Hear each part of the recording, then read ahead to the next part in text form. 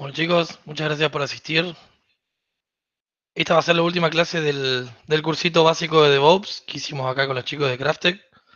La idea, bueno, un poco es dar un resumen de lo que venimos haciendo y proponer un desafío para el que se anime, el que le interese como repasar todo en un ejercicio práctico. Viene por ese lado la idea de esta última clasecita. Em, Les recordamos el staff que participó en el curso. Bueno, yo soy Ariel, uno de los fundadores, junto a Edgardo, que ya lo conocen como El Zurdo, y Blanca. Ayudándonos estuvo también Federico y Agustín, son chicos que trabajan como DevOps en la empresa, y Sebastián, que nos ayuda con toda la parte de ir respondiendo preguntas, organiza también la parte de que no nos olvidemos de grabar, que es nuestro project manager. Repasamos un poquito lo que vimos. Nosotros habíamos visto primero lo que fue una clasita de Docker. Esa fue la primera, donde nos presentábamos también. Les presentamos un poquito qué hacía la empresa.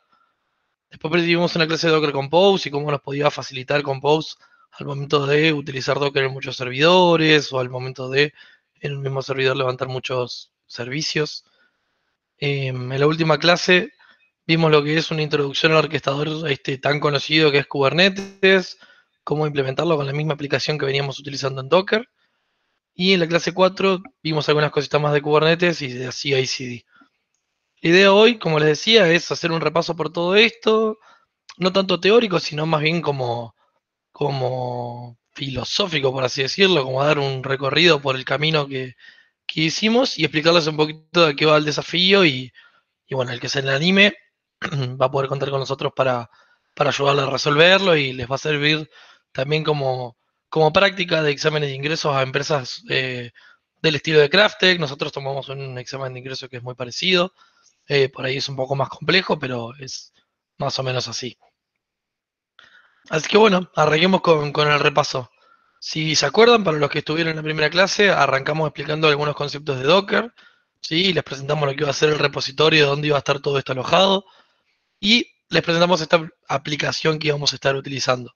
Esta aplicación que íbamos a estar utilizando era una aplicación hecha en Flask, que básicamente tenía un Redis asociado, en el cual se le podía generar ciertas modificaciones para que le pudieran pegar a diferentes endpoints y ver cómo interactuaba la aplicación con el servidor de Redis, cómo funcionaba la aplicación con Docker, cómo podíamos cambiarle el código, cómo podíamos matar el contenedor.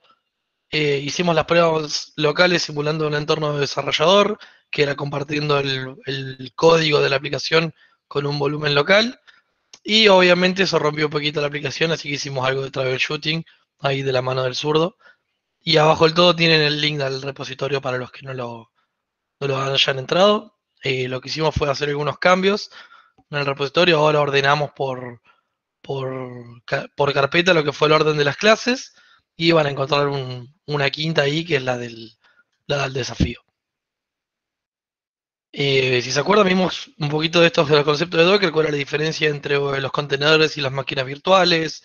Vimos las ventajas que tenía utilizar contenedores contra las máquinas virtuales, ya sea por ganar recursos, ¿sí? Consumir menos recursos, el tiempo que tardaba en iniciar el contenedor era mucho menor al de la máquina virtual, el espacio que nos ocupaba las imágenes de Docker comparado a una imagen de una máquina virtual era mucho más chica, y explicamos esta diferencia, ¿no? Que un contenedor reutiliza el kernel de la máquina del sistema operativo de Linux donde se corre, y una máquina virtual está creando un sistema operativo nuevo con su propio kernel y emulándolo dentro de este entorno virtual.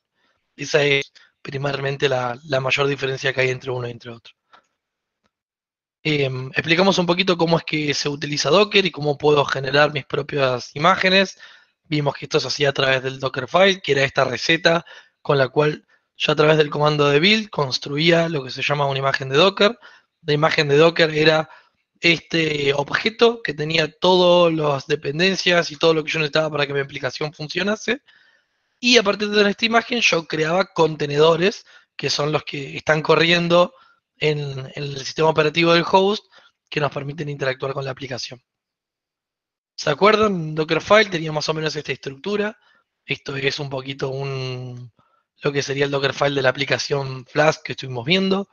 Tiene una base de la que parte, todo Dockerfile tiene una base de dónde partir. En este caso utilizamos una imagen de Python. ¿Se acuerdan que en un inicio habíamos hecho una imagen que partía de una imagen de Ubuntu o de Debian y le íbamos instalando Python y las dependencias para que funcione Python? Y vimos después en una clase de buenas prácticas cómo es mejor utilizar las imágenes predefinidas que tienen los creadores de contenido. En este caso es Python que mantiene la imagen oficial de ellos. Tienen las librerías en este caso, que es este requirement TXT, que así es como funciona Python para cargar sus dependencias. Las dependencias están escritas y se instalan con un comando que se llama, un programa que se llama pip, que es el manejador de paquetes de Python, y copiábamos el código fuente de la aplicación y dábamos un comando de inicio. La aplicación, una vez buildeada y teniendo nuestra imagen, podíamos correrla con el comando de run, podíamos bindear un puerto, ¿sí? Decirle que en nuestro local se monte en el puerto 80 al puerto 5000 de la aplicación, ya que es el puerto 5000 el que estábamos diciendo en donde funcionaba. Y después podíamos agregar cosas como un volumen, podíamos pasarle variables de entorno, podíamos utilizar diferentes versiones de la aplicación utilizando lo que eran los tags, esto al final de la definición de la imagen. Y en la clase de troubleshooting vimos algunas de estas herramientas que son súper útiles para ir descubriendo qué puede estar saliendo mal con nuestra aplicación. Vimos Netstat para ver qué puertos estaban abiertos, PSProc, que es para ver qué procesos están corriendo. Utilizamos Telnet para saber si el puerto nos respondía. Una vez que vimos cuál estaba abierto, ver cómo nos respondía. NSLookup para saber si podíamos resolver un nombre de dominio. Utilizamos Dict, que es bastante parecido a NSLookup, solo que tiene algunas funcioncitas extras. Utilizamos ping para saber si nos responde nuestro contenedor. Utilizamos grep para poder, a través de los comandos de logs, como docker logs, poder obtener una parte o un patrón que nosotros estamos buscando dentro de los logs, como puede ser un código de error en particular. Y utilizamos también el comando inspect, que nos permitía ver más información de cualquier objeto de Docker, sea una imagen, sea un contenedor. Podíamos utilizar este comando para que nos dé más información. Por ejemplo, si es un contenedor, saber cuál es su IP interna dentro de esta red de Docker que estaba invisible, por así decirlo, a lo que era el host, a no ser de que se le vindieran los puertos. En la segunda clase es esta en la que vimos un poco las buenas prácticas de Docker, donde explicamos un poquito esto que les decía recién, de que era mejor utilizar las imágenes de los que las mantienen oficialmente, como es la de Python, como es la de Node, como es la de Java. Vimos qué mejorías traía utilizar menos capas, cuándo tiene sentido usar menos capas y no, que ahí explicamos que era cuando alguien está borrando contenido de la imagen final, hay que hacer la misma capa donde se estaba implementando, porque si no apilábamos capas y la imagen seguía teniendo el mismo tamaño, por más que el contenedor después no tuviera el contenido disponible, la imagen seguía siendo pesada. Vimos Compose, cómo crear los mismos contenedores que hacíamos con Docker, levantarlos con un solo comando con Compose. Vimos cómo montar los volúmenes, cómo montar redes, cómo armarlas, cómo separar contenedores entre redes. Vimos lo que eran los links, cómo hacer de que un contenedor se encontrase a otro utilizando un nombre común. Y el depends, que era este comandito extra que utilizábamos con Compose para decir, bueno, ya que defino un montón de servicios, decirle en qué orden iniciarlos. Por ejemplo, iniciar primero nuestra base de datos antes que nuestro servidor web. Hicimos una mejora a nuestra web app, ¿sí? Que ahora podíamos contar la cantidad de...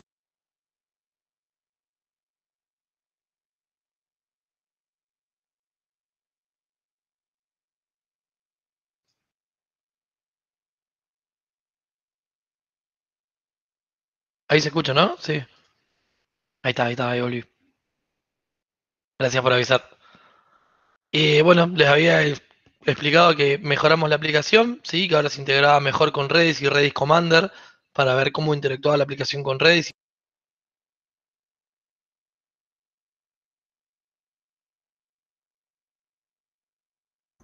De nuevo, vieja. Sí, pero me salió el mensaje de que una persona me había muteado ahora. Eso fue raro. Bueno, agregamos esta nueva arquitectura de Redis y iniciamos la web app desde el Docker Compose que levantaba todos estos servicios, el Redis Commander y el Redis, que no era algo que hicimos nosotros, que desarrolló la misma empresa que desarrolla Redis. Agrupábamos todo en un mismo compose, declarando todos nuestros servicios y exponíamos nuestra aplicación también con Ngrok, que de esta manera teníamos este servicio que nos permitía de alguna manera que ustedes le pudieran acceder a ese servidor levantado localmente y podíamos ver cómo crecían esas requests por segundo. Si se acuerdan un poquito de la estructura del Compose, tenía esta estructura donde estaba nuestra web app que tenía este comandito de build, porque nosotros estábamos construyendo el Dockerfile en el momento de levantar el Compose, que es otra de los beneficios de Compose. Podíamos decirle que ciertos servicios se construyeran en el momento a partir de recetas, que son los Dockerfiles. Teníamos el Redis, que es con el que acumulábamos el conteo de requests, y el Redis Commander para interactuar con Redis.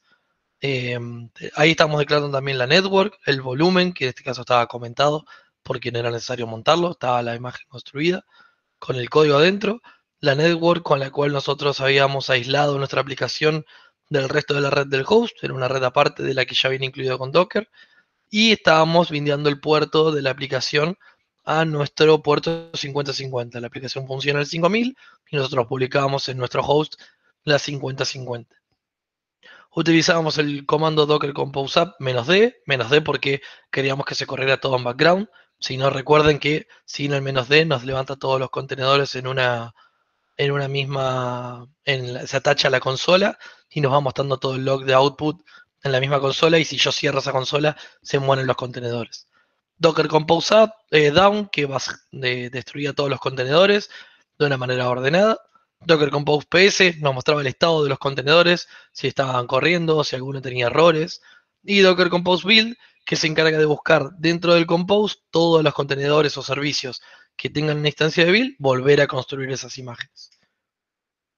Este es un poquito para que recuerden cómo era la arquitectura de lo que vimos en la segunda clase como workshop. ¿Sí? Teníamos a Ngrok, que era con lo que ustedes podían acceder al mundo exterior.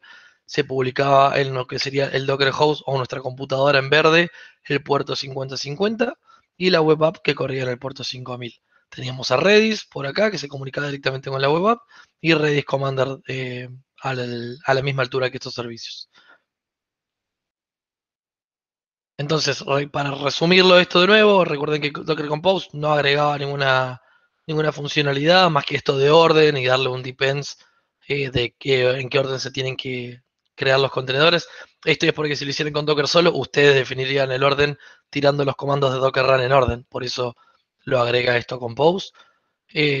Solo nos facilita el uso de Docker, ¿sí? Esto es para que se pueda dejar descrito en código cuál es la forma de levantar una aplicación y cuáles son sus dependencias, utilizando este archivo tipo YAML, que por conveniencia se le dice docker-compose.yaml, pero eso puede variar siempre, puede tener, también si está hecho para la arquitectura de Swarm, que lo vimos también a Swarm como el orquestador con el que ya viene Docker, se le llama stack.yaml, así que el nombre puede ir variando. Después en la tercera clase hicimos algunas de las consideraciones que había que tener en lo que era la infraestructura cloud y también en lo que es la infraestructura on-premise, diferenciando un poco la parte de escalabilidad, que eso es bien de cloud, cuáles son los conceptos por los que uno empieza a hablar de balanceo de carga, disponibilidad, por qué alguien querría levantar en diferentes servidores sus contenedores. Hicimos una introducción a Kubernetes, cuáles son sus componentes, los explicamos, explicamos cómo interactuar con Kubernetes, cómo ver el estado de nuestros contenedores. Vimos algunos conceptos básicos que más o menos nos ayudaron a entender cuáles eran las diferencias entre usar Docker, Docker Swarm, Docker Compose y Kubernetes. Explicamos también la diferencia entre un container y un pod, que un pod podía ser un conjunto de contenedores, pero eh, por, por conveniencia, si no tiene alguno de estos contenedores especiales, es uno solo. Vimos lo que era un deployment, un replica set, que era esta manera en la que Kubernetes le podíamos decir cuántas réplicas de nuestra aplicación queríamos y se encargaba de mantenerlo siempre en esa cantidad de réplicas. Utilizamos los comandos de escalado para ver cómo se crean y se destruyen estas réplicas. Creamos nuestro primer clúster, entre comillas, ya que clúster es conjunto de servidores con Minikube, que es como un clúster de un solo nodo, que es la manera de trabajar con Kubernetes en forma local, o una de ellas. Migramos la aplicación que teníamos en Compose a Kubernetes, ¿sí? Aprendiendo de esta herramienta que se llama Compose, que te lee tu Docker Compose y te lo migra a YAML de Kubernetes, y explicamos los componentes que tenía cada uno de estos YAML, y escalamos esta aplicación y estábamos viendo un poquito las métricas, ¿no? Como se creaban más pods, aumentaba el uso de CPU, disminuía a través de todos los contenedores, y hacíamos pruebas de destruir contenedores y ver cómo la aplicación seguía respondiendo. Estas consideraciones que les decía al principio eran estas tres: la de balanceo, estabilidad y disponibilidad. Balanceo: cómo hago de que mis usuarios lleguen a los diferentes contenedores que están en diferentes nodos. La disponibilidad: cómo encargarme de que si un contenedor se caiga, me levante otro que esté con buena salud, y mientras que levanta el otro, me siga redirigiendo al tráfico a los que estén saludables. Y el de escalabilidad, que se basaba en que si yo tenía mucho tráfico, cómo hacer que se creen nuevos contenedores a demanda para aprovisionar ese tráfico y que disminuya cuando ya no lo necesito. Ese era el concepto que estaba bien atado a lo que era infraestructura cloud, ya que en una infraestructura on-premise ustedes tienen un número finito de servidores, y en la infraestructura cloud uno va como alquilando, por así decir, servidores a medida que uno los necesita. Entonces, el concepto de escalabilidad me sirve mucho para alquilar esos servidores solo cuando de verdad los necesito, y ahorrarme ese dinero cuando no. Esto era alguna de los componentes de Kubernetes, ¿sí? La API con la cual yo interactúo, etcd, que era la base de datos de Kubernetes para alojar toda la información y el estado del clúster. El scheduler, que era el que decidía básicamente dónde iba cada contenedor dentro de los nodos worker. Kubelet, que era esta gente que corría en los nodos worker, que era el que se encargaba de interactuar con los nodos master para saber cuándo tenía que crear nuevos contenedores, destruirlos, montar un volumen. Y los últimos dos, que son el runtime y el manager para manejar los nodos, y el runtime para correr los contenedores, que esos son un poquito más en profundidad. Esta es un poquito la arquitectura, ¿sí? Teníamos nuestros nodos workers acá a la derecha, y lo que se le llama master o control plane, que en algunos clusters ya te lo da el cloud provider como un servicio, si uno no los administra. Ahí dentro de los másteres que están todos estos componentes de API, scheduler, etcd y controllers de runtime para manejar lo que serían los contenedores que se crean en los nodos. En los nodos está corriendo Kubelet, que es este agente con el cual se comunica con la API. El proxy o el kube proxy, que es un tipo de deployment especial dentro de Kubernetes, que es el que maneja el forwardeo de tráfico para que se comuniquen entre sí los nodos y así con los masters también. Y es donde se encontrarían los contenedores de nuestras aplicaciones. En este caso, la web app y el Redis estarían en uno de estos nodos de acá a la derecha, que se le dicen workers también. Vimos algunos de los comandos útiles, así como también habíamos visto de Docker, que teníamos Docker Run, Docker Inspect. Con Compose vimos Docker Compose Up, Down.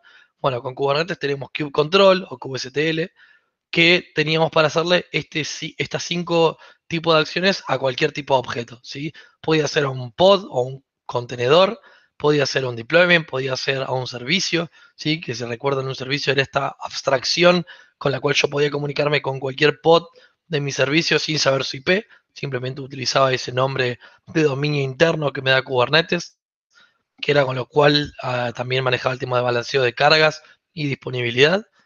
Y lo último que hablaba, que tiene el comando, es esto de "-n", que era el namespace, que se acuerdan en esta forma que tiene Kubernetes de dividir el clúster como en clústeres más chiquititos o clústeres virtuales, donde si bien todo lo que caiga en esos clústeres virtuales está compartido en nodos, o sea, reutilizan los mismos workers, pero están aislados entre sí a nivel containers, entre contenedores, entre objetos de namespace, a no ser que explícitamente se los permita, no pueden verse. Ahí terminamos la tercera clase, ¿sí? Y en la cuarta clase hicimos un resumen de lo que era la cultura de DevOps y repasando algunos conceptos de Kubernetes, y nos metimos un poquito con lo que era el CI/CD, ¿sí? Que es este concepto de Continuous Integration y Deployment, y cómo uno puede implementarlo para, de una manera sin provocar downtime, ir llevando actualizaciones de nuestras aplicaciones web a los diferentes clientes, ¿sí? O de nuestra propia aplicación poder generar upgrades de una.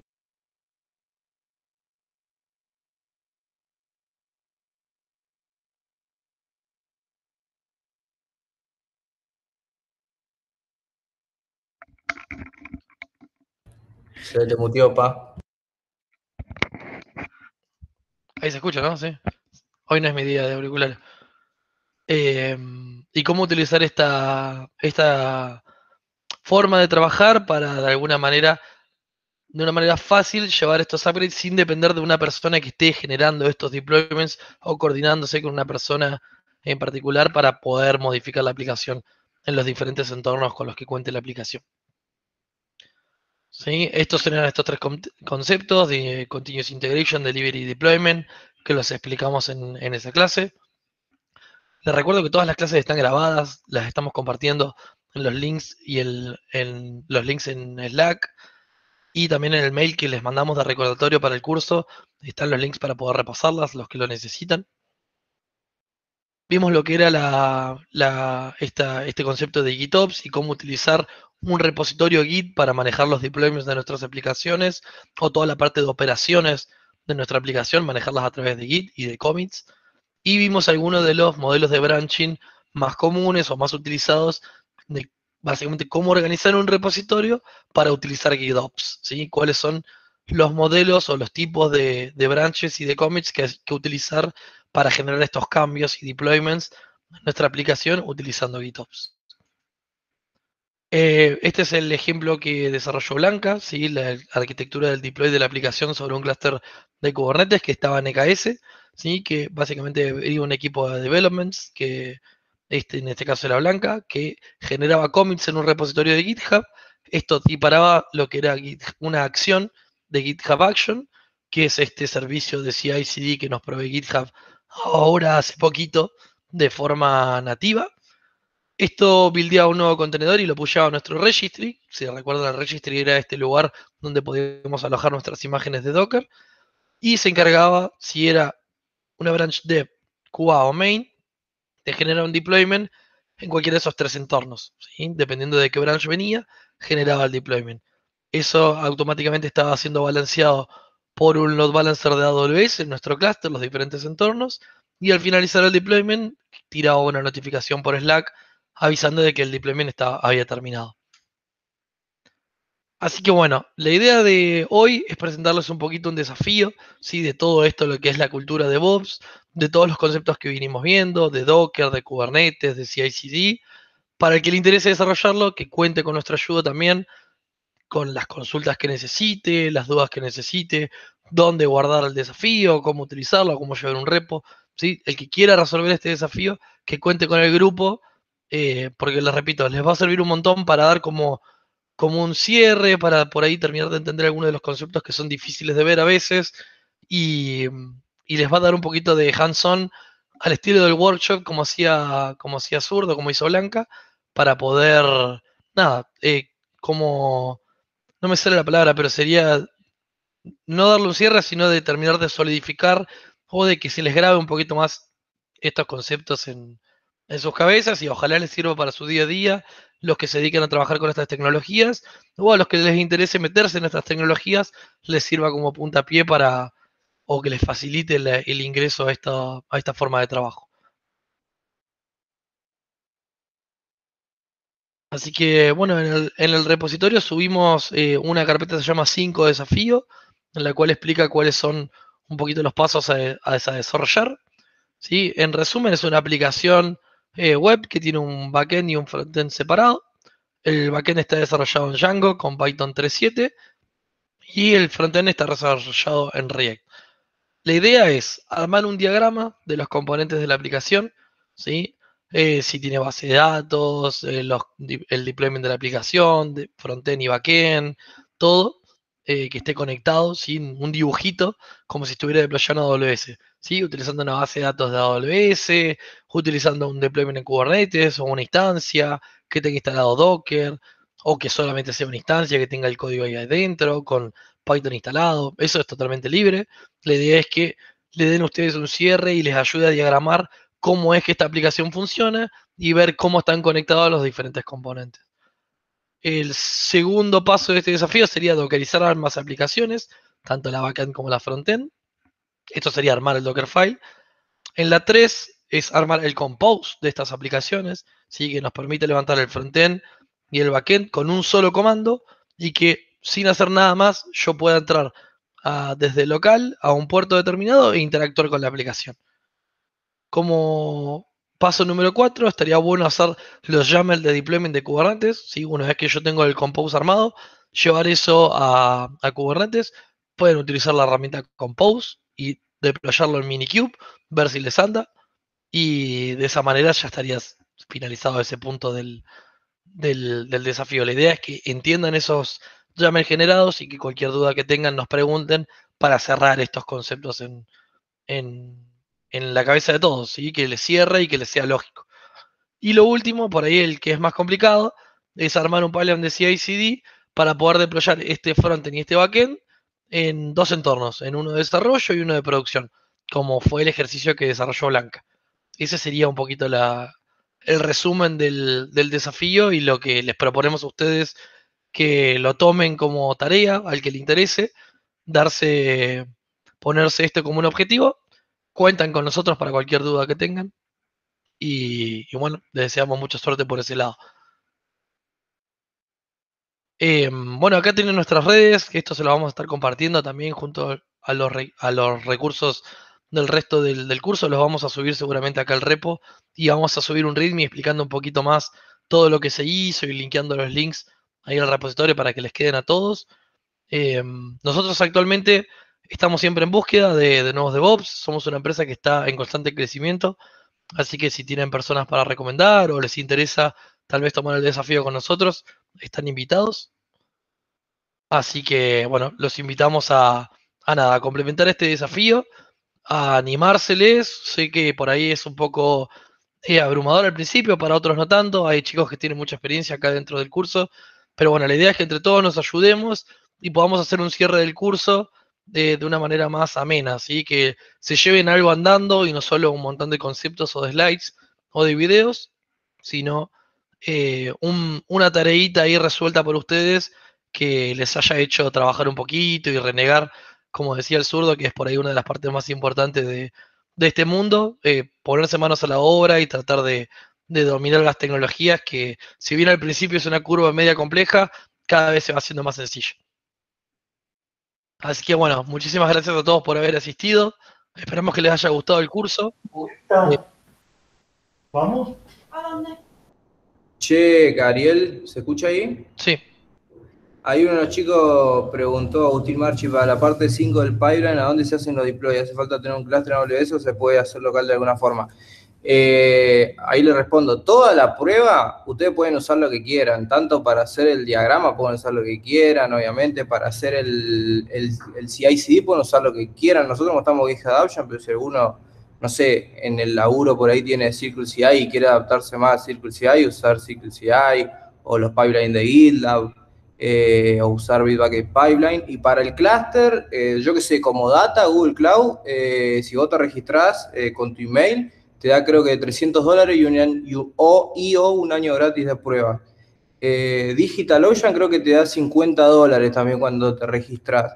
Y si no, lo podés levantar local y tal exponerlo. cual, sería con tal de configurar un runner de GitHub, de GitLab o en Circle CI, un acceso por SSH a tu computadora local o a una Raspberry que tengas corriendo en algún lado, o si no, sí, también puede ser en una instancia simplemente levantada, en cualquier lado de estas gratuitas que te dan para probar, que puedas tener conectividad desde tu pipeline y puedas generar el deploy. No tiene que ser con Kubernetes, así que no es necesario que sea un clúster. Pueden hacer el deploy con Docker o con Docker Compose. La idea es armar un pipeline y que les quede claro cómo armarlo y que comprendan las diferencias entre ser un deployment de dev y un deployment de prod. Simplemente es esa la diferencia. Los que le decíamos hoy con los chicos, con Ariel, vamos a estar, obviamente, cualquier duda que tengan, independientemente del cloud provider que usen, de la herramienta que usen para armar el CI/CD o lo que sea, vamos a estar ahí cualquier consulta que nos quieran hacer mediante el channel de Slack que veníamos usando. La idea es esa, a que aprovechen esta oportunidad para generar una comunicación con nosotros, que se le animen a resolver este desafío y se suelten un poquito también ahí en el channel de Slack para sacarse dudas, dudas que tengan de sus propios, si alguien está trabajando como DevOps en algún lado, si alguien es desarrollador y está renegando con eso, publique sus problemas, la idea es aprovecharlos al canal, tal vez si no le responde alguno de los chicos de Craftec, les responda otro que esté en el curso, así que hagamos uso de esa compartida de cerebros para ayudarnos entre todos. Así que no sé si alguien más tiene alguna duda, algo que quiera preguntar, sea de esto, o del desafío, o de algo que se vio en alguna clase, es el momento, pueden aprovechar. Ahí David Sánchez dice que se va a animar y que sea lo que Dios quiera.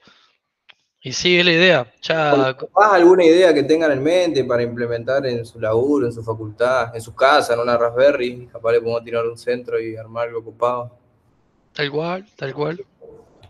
Y bueno, y también avisarles de que esto no es el único curso que vamos a dar. Por ahí en un par de meses damos uno más específico de Kubernetes. Tenemos la iniciativa también de querer dar uno de infraestructura como código, utilizando Terraform. Así que seguramente este tipo de cosas las vamos a estar avisando por nuestras redes y por el canal de Slack también. Normalmente avisamos estas cosas en general. Así que esténse atentos y sí, una Raspberry Pi 1 ahí, perdón, David Sánchez pregunta si una Raspberry Pi 1 se la bancará para alguna prueba. Sí, totalmente. Se la recontrabanca. Em, y bueno, cualquier cosita que tengan, cuentan con nosotros y les vamos a estar avisando para futuros cursos, webinars o charlitas que se estén dando. También seguramente hagamos charlitas por ahí cortitas de algún tema en particular, por ahí cómo manejar alguna tecnología en particular, algo más corto, no tan largo como un curso de 5 clases, sino una charlita de una hora y media. Así que bueno, fue un gusto haber tenido el curso con ustedes, chicos, y les agradecemos la asistencia y haber venido a las clases. Esperemos que les haya gustado mucho y que les sirva.